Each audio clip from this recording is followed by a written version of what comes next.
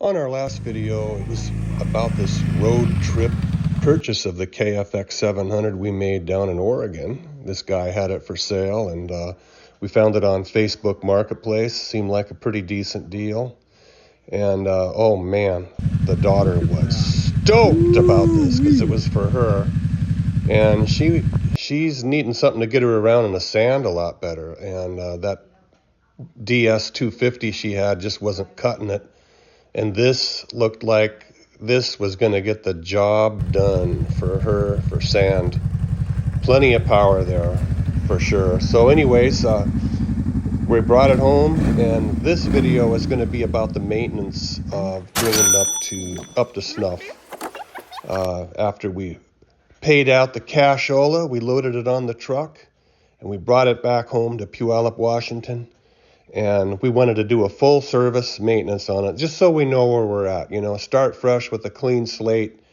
And then I'm going to add up all the prices of what the cost of the bike and everything it took to get this baby ready for the dunes.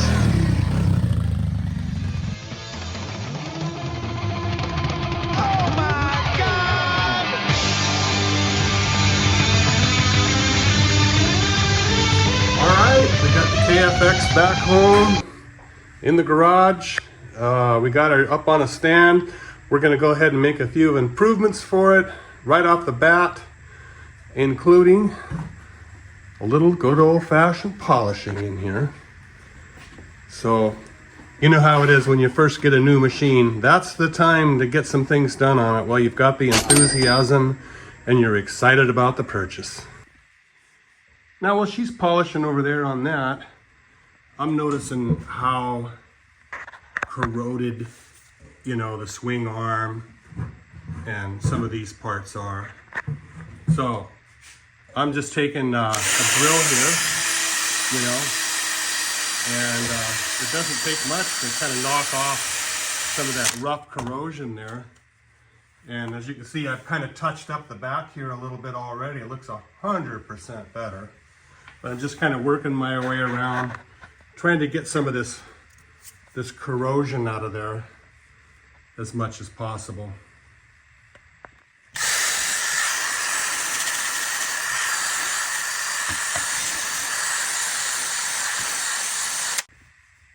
Now it's looking a lot better. Okay, this is the after shot. Does that look any better up in there and around? Yeah, I think so.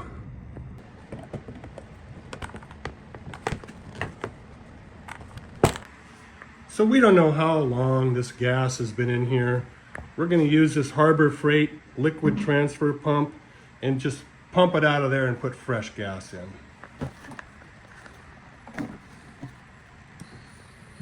There we go.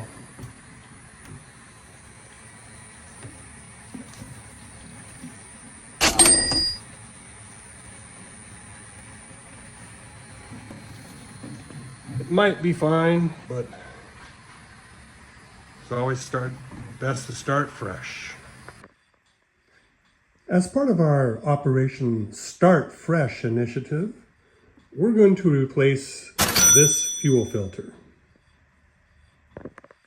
To do that and to get to the old one, you got to take off this seat here. Then you take part of this plastic off here. And you get right down to it, right there. It's pretty straightforward. It's got this little holding strap that comes off. Then you take your clamps off here and here, and it comes right out.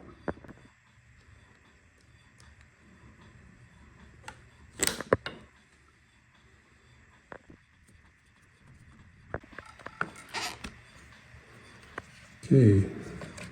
You can see this old one is discolored and cracked even. So it's time. Replacing this old chunk of fuel line with a brand new replacement, and brand new clamps. Mission accomplished. As part of our Operation Fresh, we want to replace the coolant in here. We don't know how long it's been in there.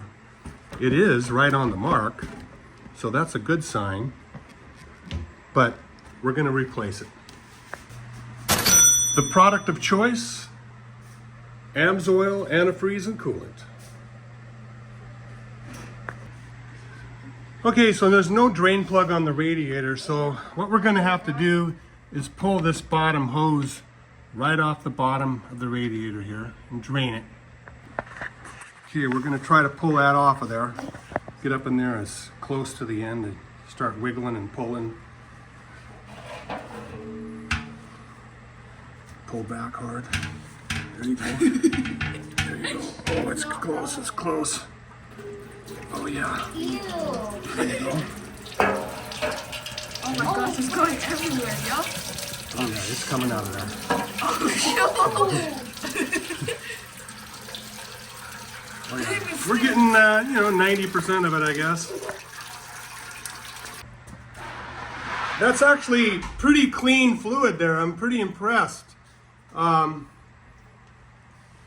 hey, I want to start fresh, but I'm impressed with how nice and clean that looks. Okay, what we just realized is this is concentrate, must add water. So I'm glad we caught that. And we have distilled water to mix in 50-50. Okay, go ahead. That's it. The 50-50 mix is going in. Smile.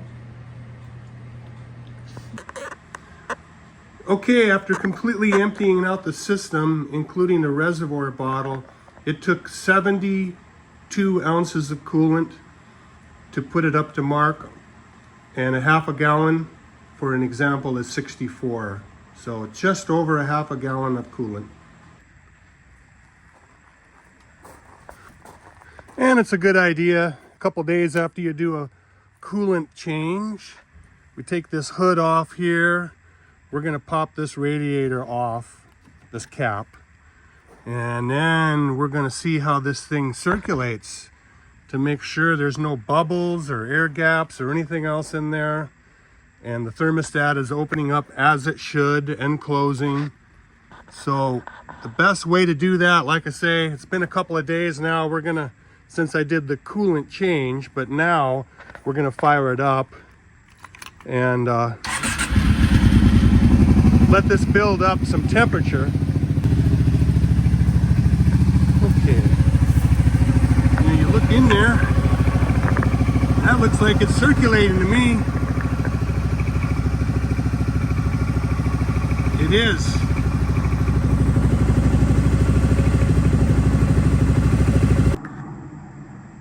Just out of curiosity, I'm gonna fire this up and give it a little throttle and see if it affects that in there circulation wise.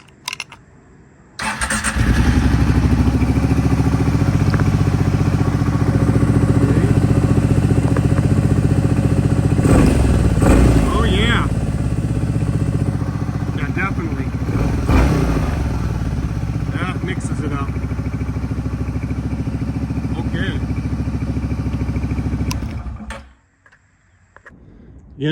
Folks, there is one more test. One more test to make sure you're gonna cool properly, especially when we get to the sand dunes, when we're really pushing you hard to the sand and getting all that horsepower and torque. That is, we gotta check that fan. The electric fan is supposed to kick on and off as needed according to the temperature of the bike. And there's a switch and everything in there that tells it to turn on and then tells it to turn back off. So let's let it idle for a little bit and see what happens. It should kick on its own, just sitting here idling. Okay, fire it up. While we're waiting for it to heat up and kick on, I wanted to show you guys a little something here. When we got this bike, it was missing this cover right here. So I cut a piece of leather off and just attached it up here, right into the box here. And then down below, yeah. Well, it's been a couple of minutes now, and I don't think it's kicked on yet. Let's see, it's right there. Yeah. So, I'm just tapping my fingers and waiting for that baby to kick on, and I hope it does. And that's one less thing we got to worry about. But we want to make sure that baby's running.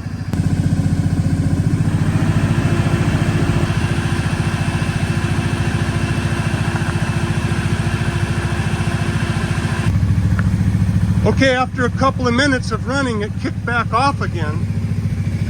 And as you can see,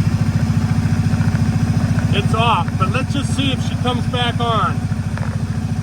If we stay here long enough, it should alternate, you know, on and off as needed, right?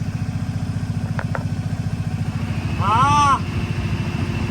There she blows. Okay. And now that I shut off the bike, the fan continues to run for a little bit. Hear it? Yep, you can hear it down there. So I like that too, that it continues to cool even after you shut the machine off. It's been running now for, there it goes, right there. I was gonna say about a minute. And then it kicked off. So that's really cool. I'm really super happy. Happy with the quad. Happy we made the purchase.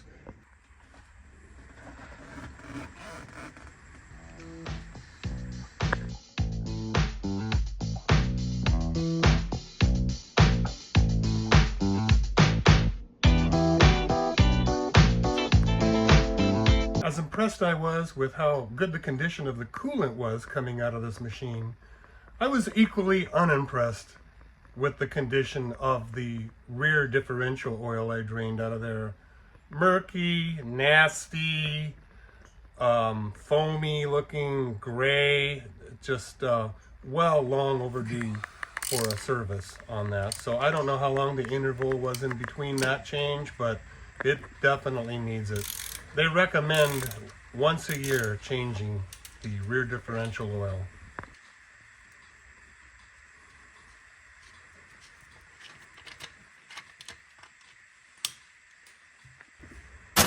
All right, so this was the recommendation of choice, the Kawasaki Gear and Wet brake oil.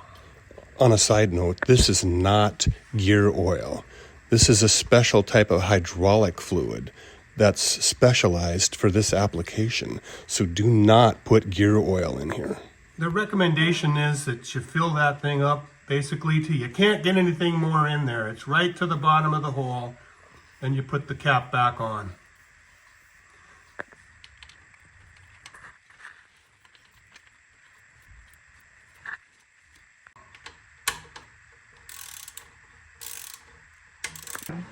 Okay, we've already completed the task here, but just after the fact, we wanted to include this as part of the official servicing. And that is, I took a turkey baster, sucked out all the old brake fluid, and put it in this catch pan. Took me 2 or 3 times. I wiped out all the slime in the bottom, cleaned it all out, and then we put in brand new DOT4 brake fluid. And part of the official duties here, gotta put on the plate.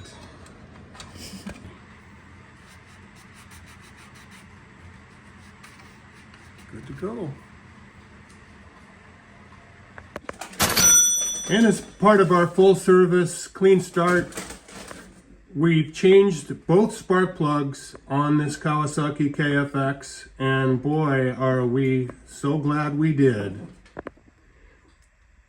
After pulling the old spark plugs out, I checked the gap in those plugs, and I can't even slide it in at 0.20. And the correct gap is between 0.28 and 0.31. Look at this. It's just almost no gap at all there. So no wonder they were running rich. It didn't really have an opportunity to give spark as needed.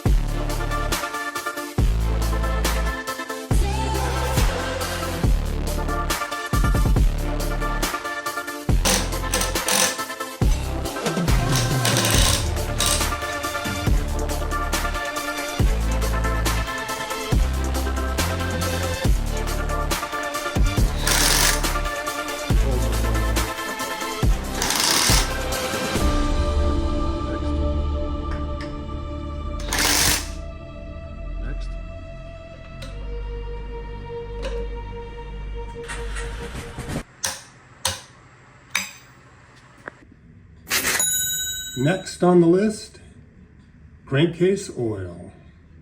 And we're not going to cheap out here. We're going with a high quality product for the next part of the journey here.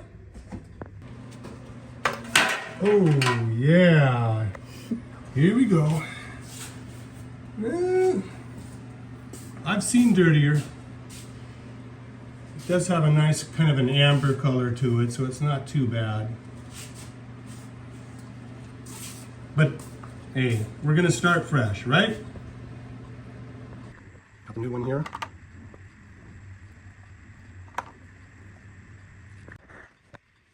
Okay.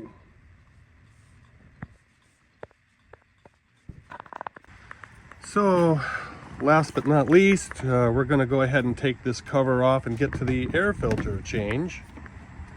And I got a new one to put on.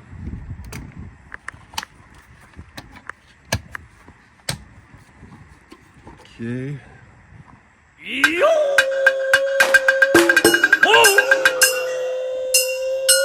Well, what do we have here? Oh yeah. Uni. Good choice. Good choice. Now we need to put you on here. Well, look at that. It even comes with my new Uni sticker here. We'll stick that up right here.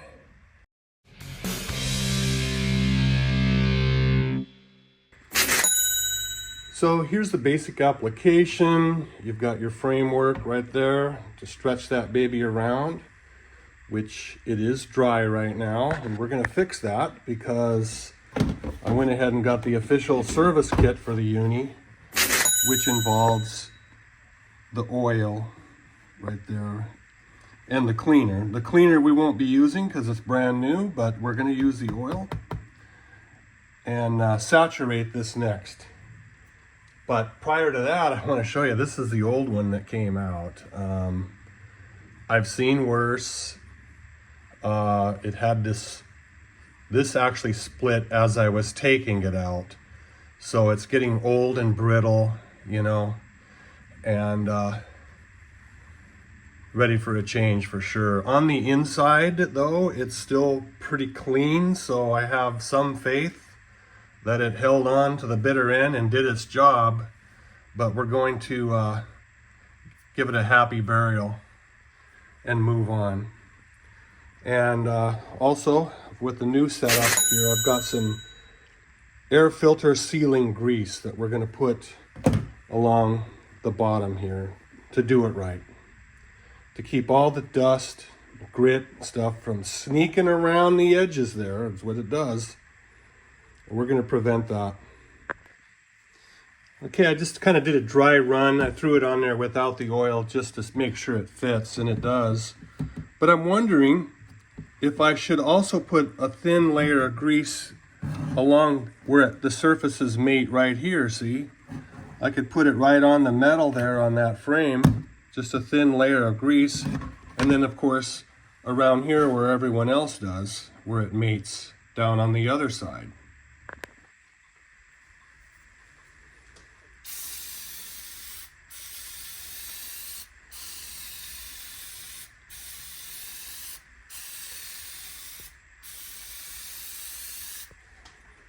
Yeah. Just kind of gently work that in. Really nice. Get that to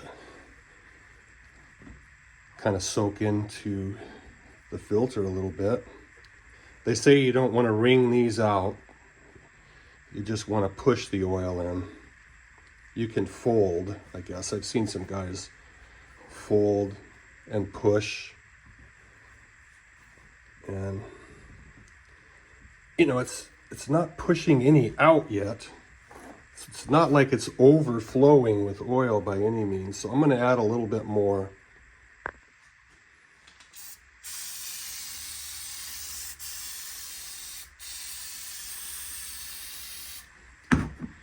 Flip it over. Boy, I think I should be wearing gloves for this. That's some kind of sticky oil. Whew. Get it on the ends there too. That's really sticky stuff. I'm gonna go put gloves on. Might be a good idea, you know, make sure this thing is clean before you put it on, and wipe the underside here. Really good inside there. This one ain't too bad, but I just want to make sure we got a nice clean slate here.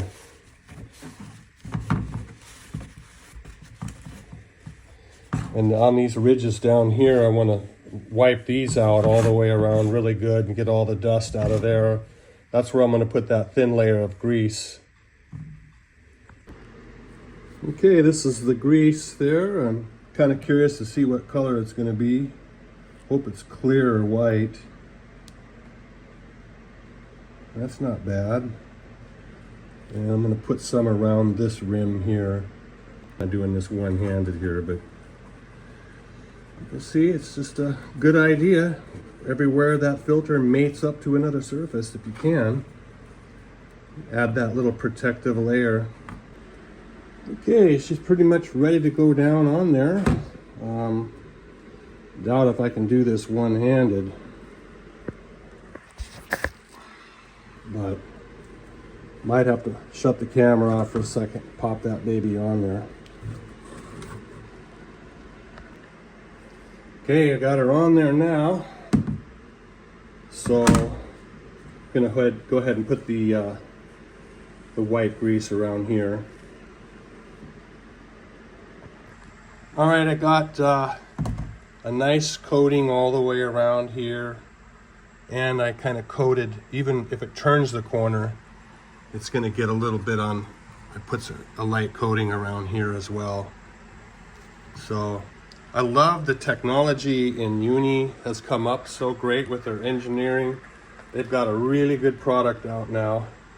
And the way this big mat absorbs the grease so nice and lays it into kind of a matting here. And the way that seals, it's been engineered really good by these guys. When I was a kid, they were just kind of getting started. We kind of thought of them as a cheapie, but not anymore. The quality has gone way up on these. So they're definitely a competitor out there, a top competitor.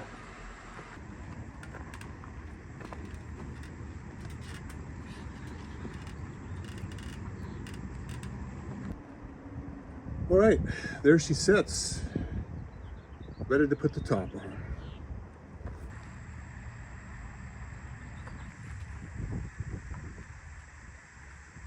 Done. Okay, all the reassembly's done, including my daughter's special flower edition there. And we want to do a cold start here with the full choke on, see what happens. I'm still kind of new to this bike, but we're getting to know it slowly. So there's full choke on. And let's fire in the hole and then see how long it takes before I can get it off choke.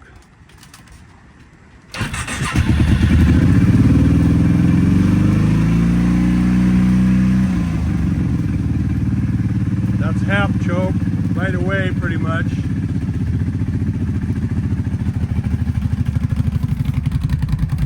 So now she's dropping down. Might have to go back up on the choke a little. We'll see if it can survive this.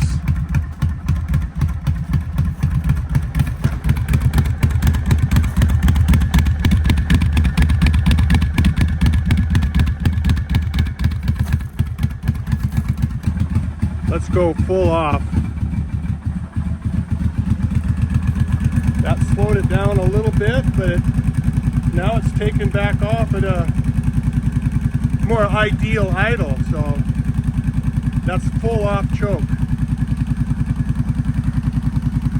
I think I like it. And it's not as rich coming out of the back either. Okay folks, we're making a little bit of a revision here. We decided to do this the right way on the brakes. Instead of just filling this up with fresh fluids, we're gonna go ahead and do it the right way and bleed it till it comes out down here into a catch pan and flush the old stuff in the line all the way out and keep topping off the reservoir and pushing it down until we basically replenish the whole system with brand new brake fluid, not just the reservoir. Okay, son, loosen. It's just loosening that fitting right there. That is not a Zerk fitting. And then I come up here.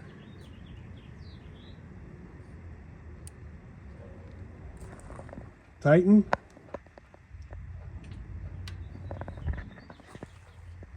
Loosen. Tighten. Loosen. Tighten. Loosen. Tighten.